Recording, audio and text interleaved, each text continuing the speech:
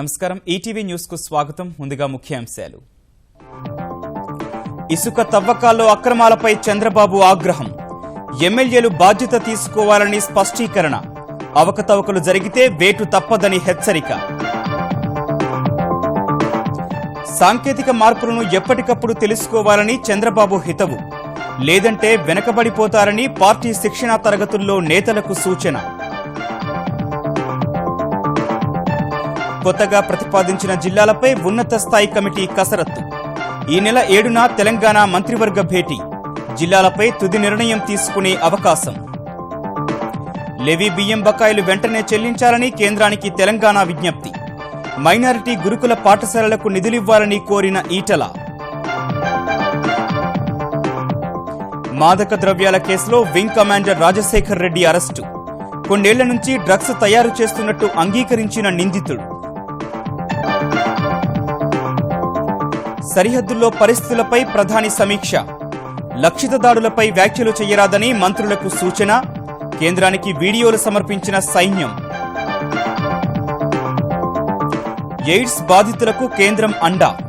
వివక్ష చూపే వారికి 2 ఏళ్ల జైలు శిక్ష, ₹1,00,000 జరిమానా. కొత్త నిబంధనలకు మంత్రివర్గం ఆమోదం.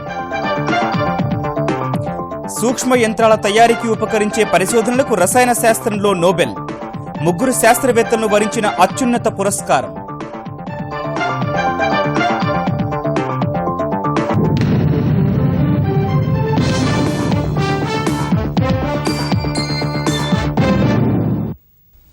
తెలంగాణలో కొత్త జిల్లాల విజ్ఞప్తులు పరిశీలించేందుకు ముఖ్యమంత్రి కేసీఆర్ ఏర్పాటు చేసిన ఉన్నత స్థాయి కమిటీకి విన్నపాలు వెల్లువెత్తుతున్నాయి. వివిధ ప్రాంతాల నేతలు కమిటీని కలిసి కొత్త జిల్లాలు, రెవెన్యూ డివిజన్లు, మండలాలపై వినతి పత్రాలు ఇచ్చారు. తమకు అందిన విజ్ఞప్తులన్నింటినీ క్రోడీకరించి ముఖ్యమంత్రికి నివేదించనున్నట్లు కమిటీ పేర్కొంది. మరోవైపు ఈ నెల 7న మధ్యాహ్నం సమావేశం కానున్న మంత్రివర్గం కొత్త జిల్లాలు, డివిజన్లు, మండలాలను ఆమోదించి నూతన కమిషనరేట్లు ఏర్పాటుపై నిర్ణయం తీసుకునే అవకాశం ఉంది. మరోవైపు దసరా రోజున వేర్వేరు జిల్లాలను ప్రారంభించనున్న మంత్రులు, ఇతర నేతల జాబితా సిద్ధం చేసిన ప్రభుత్వం కొత్త జిల్లాల్లో శాశ్వత కార్యాలయాల నిర్మాణం కోసం 2,000 కోట్ల రూపాయలు కేటాయిస్తున్నట్టు తెలిపింది. ప్రజల అభిప్రాయాలు తెలుసుకునేందుకు ముసాయిదాలో ప్రకటించిన 17 కొత్త జిల్లాలు కాకుండా మరో 4 కొత్త జిల్లాలు ఏర్పాటు చేయాలని ప్రతిపాదించిన తెలంగాణ సర్కార్ ఈ అంశంపై అభిప్రాయ సేకరణకు ఏర్పాటు చేసిన ఉన్నత స్థాయి కమిటీ ఇవాళ ముమ్మర చర్చలు జరిపింది. ఈ కమిటీకి నేతృత్వం వహిస్తున్న రాజ్యసభ సభ్యుడు కె కేశవరావు నివాసంలో జరిగిన ఈ సమావేశంలో సభ్యులు ఉప ముఖ్యమంత్రి మహమూద్ అలీ, మంత్రులు జోగురామన్న, జగదీశ్వరరెడ్డి, పోచారం పాల్గొనగా వేర్వేరు ప్రాంతాలకు చెందిన నాయకులు అక్కడకు చేరుకుని తమ ప్రాంత ప్రజల ఆకాంక్షలను కమిటీకి నివేదించారు. కల్వకుర్తి ఎమ్మెల్యే వంశీచంద్ నేతృత్వంలోని బృందం కల్వకుర్తిని రెవెన్యూ డివిజన్ చేయాలని విజ్ఞప్తి చేయగా, గద్వాల జిల్లాను ఏర్పాటు చేయాలన్న తమ డిమాండ్ను అంగీకరించినందుకు అలంపూర్ ఎమ్మెల్యే సంపత్ కుమార్ కృతజ్ఞతలు తెలిపారు. కొత్త జిల్లాకు జోగులాంబ పేరు పెట్టాలని కోరారు. ఆదిలాబాద్ జిల్లా నుంచి ఎమ్మెల్యే కోవలక్ష్మి, ఎమ్మెల్సీలు రాములు నాయక్, సతీష్ తదితరులు ఆసిఫాబాద్ ను జిల్లా కేంద్రం చేయాలని విజ్ఞప్తి చేశారు. సిరిసిల్ల, వేములవాడను కలిపి రాజన్న జిల్లాను ఏర్పాటు చేయాలని తెలంగాణ ఐటీ శాఖ మంత్రి కేటీఆర్ కమిటీని కోరారు. ఈటల రాజేంద్ర గారి నేతృత్వంలో ప్రస్తుత కరీంనగర్ జిల్లాను 4 భాగాలుగా విభజించాలని కోరిన విషయాన్ని కూడా కమిటీ దృష్టికి తీసుకురావడం జరిగింది. వారు తప్పకుండా అన్ని కూడా సానుకూలంగా పరిశీలించి 7 తారీఖు నాడు ప్రభుత్వానికి నివేదిస్తామని చెప్పారు. తప్పకుండా రాజన్న జిల్లా కొత్త జిల్లాగా అవతరిస్తుందనే విశ్వాసం నాకు. అనంతరం మాట్లాడిన కేకే, కొత్తగా తెరపైకి వచ్చిన జిల్లాల డిమాండ్లలో భేదాభిప్రాయాలు లేని వాటిపై పరిశీలన జరుగుతోందన్నారు. అన్ని వర్గాల నుంచి వచ్చిన అభిప్రాయాల్ని క్రోడీకరించి ప్రభుత్వానికి నివేదిస్తామన్నారు.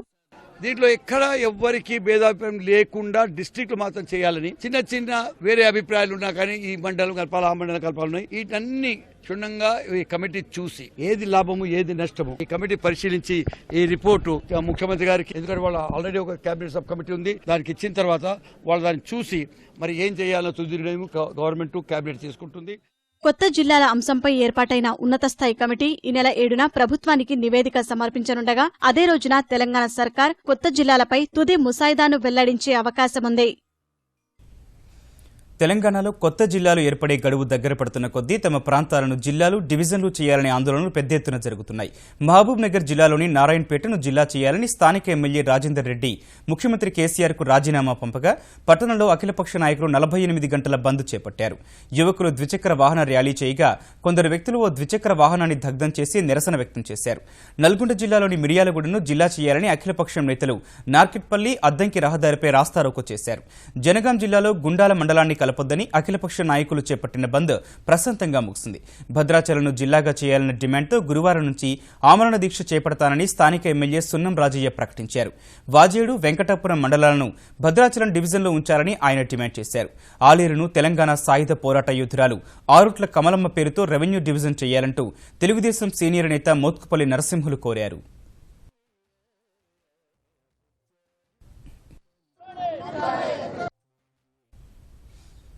ఇసుమంతైనా దక్కని ఉచితం అనే శీర్షికతో ఆంధ్రప్రదేశ్లో ఇసుక అక్రమాలపై ఈనాడు ప్రచురించిన కథనం ఆంధ్రప్రదేశ్ ప్రభుత్వంలో కదలిక తెచ్చింది. ఇలాంటి పరిస్థితులకు కారకులైన వారిని ఉపేక్షించబోనని ముఖ్యమంత్రి చంద్రబాబు స్పష్టం చేశారు. ఒకరిద్దరు నేతలపై వేటు వేస్తే వ్యవస్థ దారిలోకి వస్తుందన్న ఆయన ఇసుక అక్రమాల్లో ఎంతటి వారైనా ఉపేక్షించారని హెచ్చరించారు. కేఎల్ విశ్వవిద్యాలయంలో జరుగుతున్న పార్టీ శిక్షణ తరగతుల్లో ప్రభుత్వం తీసుకొచ్చిన ఉచిత ఇసుక అంశం ఆశించిన మేర ఫలితాలు ఇవ్వటం లేదన్న నివేదికను ఎమ్మెల్యేలు చంద్రబాబుకు అందజేశారు. ఈ నివేదికను పరిశీలించిన చంద్రబాబు అక్రమాల్లో ప్రమేయం ఉన్న ఎమ్మెల్యేలు, నియోజకవర్గ ఇన్ఛార్జీలపై తీవ్ర ఆగ్రహం వ్యక్తం చేశారు. ప్రజలకు మంచి చేయాలనే ఉద్దేశంతో ఉచిత ఇసుక ప్రవేశపెడితే నేతలు అక్రమాలకు పాల్పడటం క్షమించరానిదని మండిపడ్డారు. ఈ వ్యవహారంలో నేతల పాత్ర ఉందని తేలితే సహించేది లేదన్న ఆయన తమ పరిధిలోని ఇసుక రీచుల్లో ఎమ్మెల్యేలు, నియోజకవర్గ ఇన్ఛార్జీలదే బాధ్యతని స్పష్టం చేశారు. సాంకేతికంగా అప్డేట్ కాకపోతే అవుట్డేట్ అయిపోతారని ముఖ్యమంత్రి చంద్రబాబు తెలుగుదేశం ప్రజాప్రతినిధులను హెచ్చరించారు. విజయవాడ కేఎల్ విశ్వవిద్యాలయంలో జరుగుతున్న తెలుగుదేశం పార్టీ నాయకత్వ సాధికారత సదస్సు రెండో రోజున సాంకేతిక శిక్షణపై చంద్రబాబు కంప్యూటర్ పాఠాలు బోధించారు. ఏపీలో ఫైబర్ గ్రిడ్ కేవలం 300 కోట్ల రూపాయలతో పూర్తి చేయడం వినూత్న ప్రయత్నమన్న ఆయన భూగర్భ కేబుల్ వేస్తే 3,000 కోట్ల రూపాయలు ఖర్చయ్యేదని వివరించారు. రెయిన్ గన్ టెక్నాలజీ ద్వారా రక్షక తడులిచ్చి పంటలు కాపాడటం కూడా వినూత్న ప్రయోగమేనన్న చంద్రబాబు ఒక ఆలోచనతో సీమ జిల్లాలను కరువు నుంచి విముక్తి చేశామన్నారు. సాంకేతికత సాయంతోనే హుద్హుద్ తుపాన్ నుంచి ప్రాణనష్టం నివారించామని గుర్తు చేసిన ఆయన ఇంతమంది నాయకులు విద్యార్థులుగా మారి నేర్చుకోవడం చూస్తుంటే ముచ్చటేస్తోందన్నారు. అటు సాంకేతిక పరిజ్ఞానాన్ని అందిపుచ్చుకోవడం తమకు సంతోషం కలిగిస్తోందని ప్రజాప్రతినిధులు చెప్పారు. టోటల్ టెక్నాలజీని కూడా ఉపయోగించుకోవాల్సిన అవసరం ఉందనేది ముఖ్యమంత్రి గారు ఈరోజు ముఖ్యంగా పెన్షన్స్ కానీ, హౌసింగ్ కానీ, అలాగే రేషన్ కానీ ఇవన్నీ కూడా సక్రమంగా అందుతున్నాయా లేదా, ఎక్కడైనా ఒక బెనిఫిషియర్ నాకు అందలేదంటే ఏ కారణం చేత అందలేదనేది కూడా మనం దీంట్లో ఆన్లైన్లో చూసి చెప్పొచ్చు.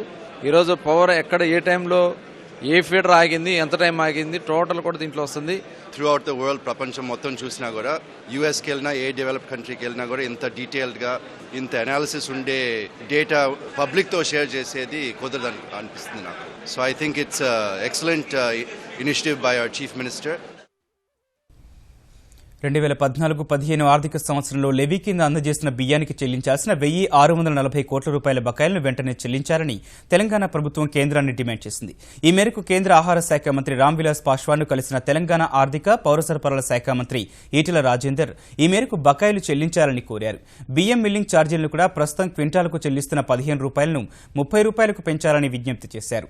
తెలంగాణలోని విద్యార్థుల వసతి గృహాలకు ఇచ్చే బియ్యాన్ని ప్రస్తుతం 6,434 టన్నులకు అదనంగా మరో 2,000 టన్నులు సరఫరా చేయాలని కోరినట్టు ఈటెల చెప్పారు. ఇందుకు సానుకూలంగా స్పందించిన కేంద్ర మంత్రి వసతి గృహాల్లో విద్యార్థుల జాబితాలు సహా గతేడాది వినియోగంపై నివేదికలు సమర్పిస్తే తగిన నిర్ణయం తీసుకుంటామని చెప్పినట్టు ఈటెల వెల్లడించారు. అనంతరం కేంద్ర మైనారిటీ శాఖ మంత్రి ముఖ్తార్ అబ్బాస్ నఖ్వీని కలిసిన ఈటెల మైనారిటీల గురుకుల పాఠశాల నిర్మాణానికి ఆర్థిక సాయం చేయాలని కోరారు. హజ్ యాత్రికుల కోటా పెంచాలని కూడా విజ్ఞప్తి చేశారు. ఈ దశలో మైనారిటీల కోసం తెలంగాణ సర్కారు గురుకుల పాఠశాలలు తెరవడం ఆదర్శనీయమని నఖ్వీ కొనియాడారు. गुरुकुल की तरह का जो एक तेलंगाना राज्य में कायम किया है, जिसमें बहुत अच्छा काम है, इसको हम सराहना करते हैं. और माइनॉरिटीज के लिए, माइनॉरिटीज के सोशो और इकोनॉमिक एंड एजुकेशनल एम्पावरमेंट के लिए एक बहुत ही बड़ा प्रोजेक्ट है. और इस प्रोजेक्ट को हम पूरे और देश में भी इसको मॉडल के रूप में भी चाहेंगे कि देश के अन्य हिस्सों में भी हो, उसमें भी केंद्र सरकार मदद करेगी. సిబిఎస్ఈ సిలబస్ తో ఒక్కొక్క స్కూల్లో 400 నుంచి 600 మంది విద్యార్థులు ఉండే పద్ధతిలో 71 స్కూళ్ళని ఈ అకాడమిక్ ఇయర్ ఓపెన్ చేయడం జరిగింది. మేము అడిగిన వారిని కనీసం ఒక 500 కోట్ల రూపాయలు బిల్డింగ్ కన్స్ట్రక్షన్ కోసం ఇవ్వండి. ప్రతి సంవత్సరం ఈ రెసిడెన్షియల్ స్కూల్ మీద 1,180 కోట్ల రూపాయలు మేము ఖర్చు పెడతా ఉన్నాం, కొంత మద్దతు ఇవ్వమని చెప్పి వారికి కోరడం జరిగింది. వారు పాజిటివ్ గా స్పందించారు. హెచ్ఐవి బాధితుల హక్కుల పరిరక్షణ సహా ఎయిడ్స్ వ్యాప్తి నివారణ దిశగా కేంద్రం కీలక చర్యలకు ఉపక్రమించింది. హెచ్ఐవి బాధితుల పట్ల వివక్ష చూపిన వారికి గరిష్టంగా 2 ఏళ్ల జైలు శిక్ష, ₹1,00,000 జరిమానా విధించేలా 2014 నాటి హెచ్ఐవి ఎయిడ్స్ నివారణ నియంత్రణ బిల్లులో సవరణలు చేసేందుకు కేంద్ర మంత్రివర్గం ఆమోదం తెలిపింది. దేశంలోనే తొలి వైద్య పరికరాల తయారీ పార్కును తమిళనాడులో ఏర్పాటు చేసేందుకు మార్గం సుగమం చేసిన మంత్రివర్గం మరికొన్ని కీలక నిర్ణయాలు తీసుకుంది. హెచ్ఐవి బాధితులు సహా వారితో నివసించే వారి హక్కుల పరిరక్షణ కోసం 2014లో తీసుకొచ్చిన హెచ్ఐవి ఎయిడ్స్ నివారణ నియంత్రణ బిల్లును మరింత శక్తివంతంగా మార్చేందుకు కేంద్ర ప్రభుత్వం సిద్ధమైంది. ఈ మేరకు యూపీఏ ప్రభుత్వం తెచ్చిన బిల్లును అధ్యయనం చేసిన కేంద్ర ఆర్థిక మంత్రి అరుణ్ జైట్లీ నేతృత్వంలోని మంత్రుల బృందం సూచించిన మార్పులకు ప్రధాని నరేంద్ర మోదీ అధ్యక్షతన జరిగిన మంత్రివర్గ సమావేశం ఆమోదం తెలిపింది. ఈ మేరకు హెచ్ఐవి బాధితులు లేదా వారితో కలిసి ఉండే వారి పట్ల వివక్ష చూపడాన్ని నిషేధించడం సహా అలాంటి చర్యలకు పాల్పడ్డ వారిని కఠినంగా శిక్షించే నిబంధనకు మంత్రివర్గం ఆమోదముద్ర వేసింది. హెచ్ఐవి సోకిందన్న కారణంతో విద్య అందించేందుకు నిరాకరించడం, ఉద్యోగం ఇచ్చేందుకు నిరాకరించడం లేదా ఉద్యోగం నుంచి తొలగించడం, వైద్య సేవలు, బీమా కల్పనకు నిరాకరించకుండా బిల్లులో నిబంధనలు పొందుపరిచింది. విద్య, ఉద్యోగం, వైద్య సేవలు పొందేందుకు హెచ్ఐవి పరీక్షలు చేయించకుండా నిషేధించింది. న్యాయస్థానం ఆదేశాలు ఉన్నప్పుడు లేదా ఆ వ్యక్తి అంగీకరించినప్పుడు తప్ప హెచ్ఐవి ఉందో లేదో చెప్పాలని ఎవరినీ బలవంతం చేయరాదని బిల్లులో స్పష్టం చేసింది. హెచ్ఐవి బాధితుల వివరాలు నమోదు చేసే సంస్థలు ఆ సమాచారాన్ని గోప్యంగా ఉంచడాన్ని తప్పనిసరి చేసింది. 18 ఏళ్లలోపు హెచ్ఐవి బాధితుడు కుటుంబ సభ్యులు అందరితో కలిసి ఒకే ఇంట్లో ఉండడాన్ని హక్కుగా కల్పించాలని కేంద్రం బిల్లులో ప్రతిపాదించింది. ఇదే సమయంలో వైద్యాన్ని మరింత చౌకగా చేయడం సహా భారత్లో తయారీ కల సాకారం చేసే దిశలో అత్యాధునిక వైద్య పరికరాల్ని దేశీయంగా తయారు చేసేందుకు భారత్లో తొలి మెడి పార్క్ ఏర్పాటుకు మంత్రివర్గం మార్గం సుగమం చేసింది. తమిళనాడులోని చెంగల్పట్టులో కేంద్ర ప్రభుత్వ రంగ సంస్థ హెచ్ఎల్ఎల్ లైఫ్ కేర్ కు చెందిన 330 ఎకరాల భూమిని మెడి పార్కు ఏర్పాటు కోసం సబ్లీజుకిచ్చేందుకు అంగీకరించింది. రష్యాకు చెందిన చమురు సంస్థ జేఎస్సీ వాంకోర్ నెఫ్ట్లో 11% వాటాను $93 కోట్ల చెల్లించి రోస్ నెఫ్ట్ నుంచి కొనుగోలు చేసేందుకు ఓఎన్జీసీ విదేశ్ లిమిటెడ్ కు మంత్రివర్గం అనుమతిచ్చింది. ఈ కొనుగోలుతో ఓఎన్జీసీ విదేశ్ కు 2017 నాటికి 32 లక్షల మెట్రిక్ టన్నుల చమురు నిక్షేపాలు అందుబాటులోకి రావడమే కాక చమురు రంగంలోని ప్రభుత్వ రంగ సంస్థలకు రోస్ నెఫ్ట్ నుంచి అధునాతన సాంకేతికతను పొందేందుకు అవకాశం లభిస్తుంది. జల నిర్వహణ సామర్థ్యాల్ని పెంచుకోవడమే లక్ష్యంగా ఆ రంగంలో సాంకేతిక శాస్త్రీయ సహకారం పొందేందుకు ఐరోపా సమాఖ్యతో కుదుర్చుకున్న అవగాహన ఒప్పందానికి మంత్రివర్గం ఆమోదముద్ర వేసింది. గ్రామీణాభివృద్ధి రంగంలో సామర్థ్యాల పెంపుపై ఆఫ్రికా, ఆసియా గ్రామీణాభివృద్ధి సంస్థతో భారత్ చేసుకున్న అవగాహన ఒప్పందానికి కూడా పచ్చజెండా ఊపింది. ఉరి ఉగ్రదాడి, పీఓకేలో భారత సైన్యం మెరుపుదాడుల తర్వాత ప్రధాని నరేంద్ర మోదీ సరిహద్దు భద్రతపై మరోసారి సమీక్షించారు. జాతీయ భద్రతా సలహాదారు, కీలక మంత్రులు సహా రక్షణ, హోంమంత్రిత్వ శాఖ ఉన్నతాధికారులు పాల్గొన్న ఈ భేటీలో భారత్లోకి చొరబడేందుకు దాదాపు 100 మంది ఉగ్రవాదులు నియంత్రణ రేఖ వద్ద పొంచి ఉన్నారని దోవల్ వివరించినట్లు తెలిసింది. ఈ మేరకు నిఘా వర్గాల నుంచి వచ్చిన సమాచారాన్ని వివరించిన దోవల్ భారత సైన్యం లక్ష్య దాడుల తర్వాత ఉగ్రవాద శిబిరాలకు పాక్ సైన్యం రక్షణ కల్పిస్తోందని వెల్లడించినట్టు తెలుస్తోంది. ఇలాంటి ఉగ్రవాద స్థావరాలు 12 వరకు నియంత్రణ రేఖ వెంబడి ఉన్నట్లు ప్రధాని దృష్టికి తెచ్చారు. పాకిస్తాన్ పదే కాల్పుల విరమణ ఒప్పంద ఉల్లంఘనకు పాల్పడుతోన్న విషయాన్ని వెల్లడించారు. ఈ దిశలో లక్షిత దాడులకు సంబంధించి ఎవరూ ఎలాంటి వ్యాఖ్యలు చేయొద్దని ప్రధాని మంత్రివర్గ సహచరులకు సూచించినట్టు తెలిసింది. మరోవైపు భారత సైన్యం చేపట్టిన లక్షిత దాడులకు సంబంధించిన వీడియో సాక్ష్యాలు బయటపెట్టాలని ఆమ్ ఆద్మీ సహా కొందరు ప్రతిపక్ష నేతలు చేసిన వ్యాఖ్యలపై కేంద్ర మంత్రి వెంకయ్య నాయుడు మండిపడ్డారు. There is no need to respond such irresponsible comments and demands. So that being the case, I don't think any Indian citizen has got any doubt and anybody is doubting the credentials and the commitment of our Indian army. The Indian army has done a commendable job. The entire country is happy about it and the entire world has also acknowledged it. Only Pakistan is saying something because they have to say something. They are not in a position to have even funeral or last rites of their own citizens. పీఓకేలోని ఉగ్రవాద స్థావరాల లక్ష్యంగా చేసిన లక్షిత దాడులపై అనుమానాలు వ్యక్తమవుతున్న వేళ అందుకు సంబంధించిన దృశ్యాలను సైన్యం కేంద్ర ప్రభుత్వానికి అప్పగించింది. పాక్ ఆక్రమిత కశ్మీర్లోకి చొచ్చుకు వెళ్లి ఉగ్రవాదుల భరతం పట్టిన భారత సైన్యం ఆ దృశ్యాలను అందించినట్టు కేంద్ర హోంశాఖ సహాయ మంత్రి హన్స్రాజ్ ఆహిర్ తెలిపారు. ఇలాంటి సందర్భాల్లో కేంద్రం, సైన్యం సరైన విధానం ప్రకారం నడుచుకుంటాయన్న మంత్రి సైనిక మెరుపుదాడి జరిగినట్టు సైనిక కార్యకలాపాల డైరెక్టర్ జనరలే స్వయంగా ప్రకటించారని గుర్తు చేశారు. ఎవరు చేయాల్సిన పనిని వారు పద్ధతి ప్రకారం నిర్వహించారని ఆహిర్ తేల్చి చెప్పారు. సైనిక దాడిపై మంగళవారం అనుమానం వ్యక్తం చేసిన ముంబై కాంగ్రెస్ చీఫ్ సంజయ్ నిరుపమ్ అవి కల్పితమని ఆరోపించగా లక్షిత దాడులపై కేంద్రం సాక్ష్యాలను విడుదల చేయాలని ఢిల్లీ ముఖ్యమంత్రి అరవింద్ కేజ్రీవాల్ డిమాండ్ చేసిన వేళ సైన్యం దృశ్యాలను కేంద్రానికి అందజేయడం ప్రాధాన్యం సంతరించుకుంది. మాదక ద్రవ్యాలు తయారు చేస్తున్న ఓ శాస్త్రవేత్త సహా ముగ్గురు వ్యక్తులను మంగళవారం నాడు అరెస్ట్ చేసిన నార్కోటిక్స్ కంట్రోల్ బ్యూరో తాజాగా ఢిల్లీలో ఎయిర్ ఫోర్స్ వింగ్ కమాండర్గా పనిచేస్తున్న రాజశేఖర్ రెడ్డిని పట్టుకుంది. హైదరాబాద్, బెంగళూరులో సుమారు 43 కోట్ల రూపాయల విలువైన 231 కిలోల ఎంఫెటమైన్ డ్రగ్, 1,23,00,000 రూపాయలను స్వాధీనం చేసుకుంది. గోవా పారిపోయే ప్రయత్నంలో ఉన్న రాజశేఖర్ రెడ్డిని నాందేడ్లో అదుపులోకి తీసుకుంది. అతని వద్ద సుమారు 10 లక్షల రూపాయలు, 5 సెల్ ఫోన్లను స్వాధీనం చేసుకున్న ఎన్సీబీ ఎల్బీనగర్ కోర్టులో హాజరుపరిచింది. మాదక ద్రవ్యాలను బెంగళూరు, కేరళ, గోవా విమానాశ్రయాల ద్వారా పలు ఆఫ్రికా దేశాలకు తరలించినట్లు గుర్తించిన ఎన్సీబీ కోర్టు అనుమతితో అతన్ని కస్టడీలోకి తీసుకుని ప్రశ్నించగా కొన్నేళ్ల నుంచి డ్రగ్స్ సరఫరా చేస్తున్నట్టు అంగీకరించాడు. బెంగళూరుకు చెందిన వెంకట్రెడ్డి, ముంబైకి చెందిన నబీద్లకు డ్రగ్స్ విక్రయించినట్టు చెప్పిన అతడు హైదరాబాద్కు చెందిన రామ్మూర్తిని ఎంఫెటమైన్ తయారు చేయమన్నట్టు వెల్లడించాడు. ఐడీఏ బొల్లారంలోని ట్రైడెంట్ ఫైన్ కేమ్లో డ్రగ్స్ తయారు చేసినట్టు చెప్పిన రాజశేఖర్ రెడ్డి తెలిసి నేరం చేసినందుకు క్షమాపణలు కోరినట్టు తెలిసింది. అమరావతి నిర్మాణంలో ఆర్కిటెక్టుల పాత్ర ఎంతో కీలకమని ముఖ్యమంత్రి చంద్రబాబు అన్నారు. ఉదయం విజయవాడలో తన నివాసం నుంచి ఇన్స్టిట్యూట్ ఆఫ్ టెక్నికల్ డిజైన్ నిర్వహిస్తున్న డిజైన్ యాత్ర ర్యాలీని ఆయన ప్రారంభించారు. ప్రపంచ అద్భుత నిర్మాణాలపై ఆంధ్రప్రదేశ్ ప్రజల్లో డిజైన్ యాత్ర అవగాహన కల్పించాలని కోరారు. ఆర్కిటెక్టుల విషయంలో సామాన్య ప్రజల ఆలోచన శైలిలో మార్పు రావాలన్న ముఖ్యమంత్రి అప్పుడే అద్భుతమైన కట్టడాలు ఆవిష్కారమవుతాయని చెప్పారు.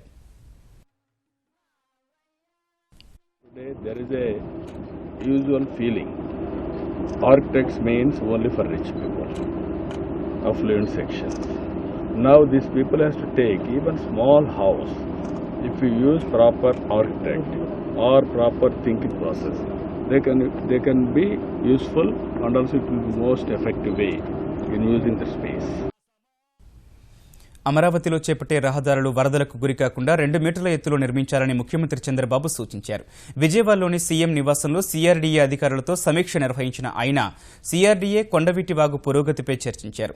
సమీక్షలో పాల్గొన్న నెదర్లాండ్ దేశానికి చెందిన బ్లూ కన్సల్టెన్సీ నిపుణుల బృందం రాజధాని ప్రాంతం వరదలకు గురికాకుండా నివారించడంపై చంద్రబాబుకు పవర్ పాయింట్ ప్రజెంటేషన్ ద్వారా వివరించారు.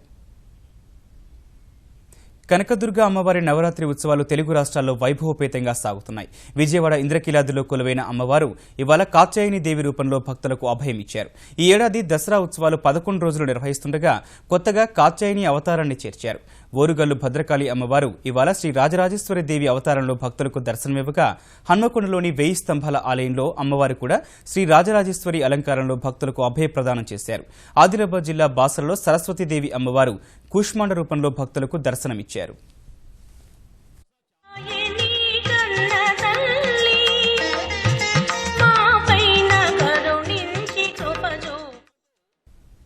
తిరుమలలో ఏడుకొండలవాడి బ్రహ్మోత్సవాలు అంగరంగ వైభవంగా సాగుతున్నాయి. ఈ ఉత్సవాల్లో 3వ రోజైన ఇవాళ శ్రీవారు ఉభయ దేవేరులతో కలిసి సింహవాహనంపై భక్తులకు అభయ ప్రదానం చేశారు.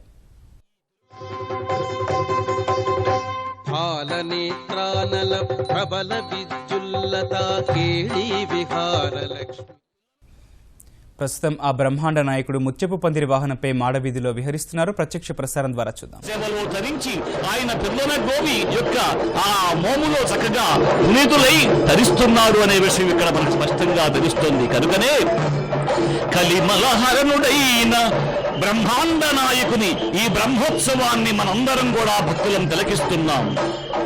స్వామి ఈ విధంగా ఈ కృష్ణ పరమాత్మ రూపంలో ఈనాడు దర్శనమివ్వడం ఈ ముత్యాల పదవిలో ఒక మహద్భుతమైనటువంటి అవకాశం. మరి చూడండి, ఈనాడో ద్వాపరయుగంలో స్వామి ఈ విధంగా కృష్ణ పరమాత్మ అవతారం తెలంగాణలో బతుకమ్మ సంబురాలు అంబరాన్ని తాకుతున్నాయి. తెలంగాణ జాగృతి ఆధ్వర్యంలో మెదక్ జిల్లా జహీరాబాద్ మండలం ఖాన్ జమాల్పూర్లో బంగారు బతుకమ్మ సంబరాలు నిర్వహించారు. గ్రామంలోని భవానీమాత ఆలయ ప్రాంగణంలో మహిళలు బతుకమ్మలతో తరలివచ్చి ఆటలాడుతూ పాటలు పాడారు. కరీంనగర్ జిల్లా కమలాపూర్ మండలం మరిపల్లిలో తెలంగాణ జాగృతి ఆధ్వర్యంలో బతుకమ్మ వేడుకలు జరిగాయి. ముగ్గుల పోటీలు నిర్వహించి బహుమతులు అందించారు. కరీంనగర్లోని పారిశ్రామిక శిక్షణ సంస్థలో నిర్వహించిన వేడుకల్లో విద్యార్థులు, ఉపాధ్యాయులు కలిసి బతుకమ్మ ఆడారు. తెలంగాణ జాగృతి అధ్యక్షురాలు కవిత తన తండ్రి ముఖ్యమంత్రి కేసీఆర్ నివాసంలో తీరొక్క పూలతో బతుకమ్మను పేర్చి తన తల్లి, వదిన, బంధువులతో కలిసి ఉత్సాహంగా ఆడిపాడారు.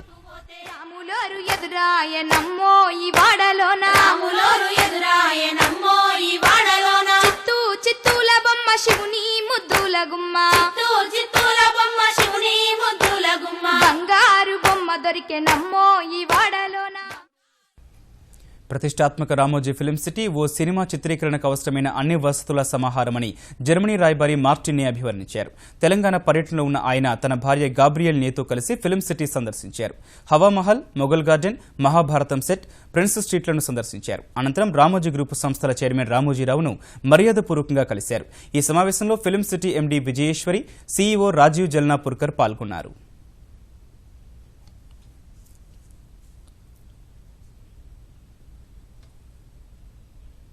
నూతన పదార్థాలు, సెన్సార్లు, శక్తి నిల్వ చేసే వ్యవస్థను అభివృద్ధి చేయడంలో కీలక పాత్ర పోషించే సూక్ష్మ యంత్రాలు అభివృద్ధి చేసిన 3 శాస్త్రవేత్తలకు ఈ ఏడాది నోబెల్ అవార్డు దక్కింది. ఫ్రాన్స్కు చెందిన జీన్ పియర్ సావేజ్, బ్రిటన్ దేశస్థుడు ఫ్రాసెర్ స్టోడార్ట్, డచ్ శాస్త్రవేత్త బెర్నార్డ్ ఎల్ ఫెరింగాలు నియంత్రిత కదలికల ద్వారా అణువుల ఆకృతి, సంశ్లేషణపై చేసిన పరిశోధనలకు నోబెల్ పురస్కారాన్ని అందిస్తున్నట్టు నోబెల్ కమిటీ ప్రకటించింది. నియంత్రిత కదలికల ద్వారా అణువులు సంశ్లేషిస్తే అవి నిర్దేశిత పనులను పూర్తి చేయగలవని 3 శాస్త్రవేత్తలు నిరూపించారని నోబెల్ కమిటీ తెలిపింది.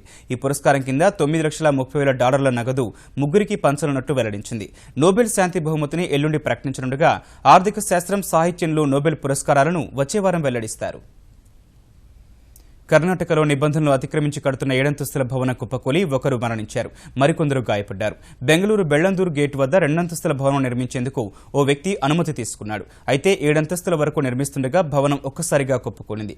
సమాచారం అందుకున్న పోలీసులు, అగ్నిమాపక సిబ్బంది శిథిలాల కింద చిక్కుకున్న 5గురిని రక్షించారు.